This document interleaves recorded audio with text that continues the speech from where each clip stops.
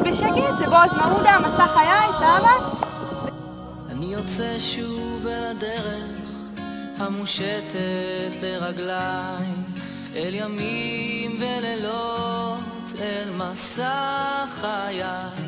אני אומר שלום לכל אחד, ארץ נרדמת ולב נפרד. מן הבית בו גדלתי, נשמתי עוד מביטה, חלונות נפקחים אל אמת פשוטה.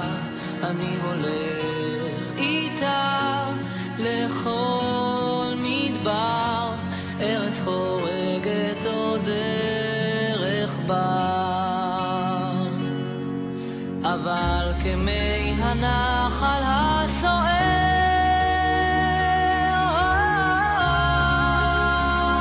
תמיד אני חוזר לאן שגעגוע טוב ייקח.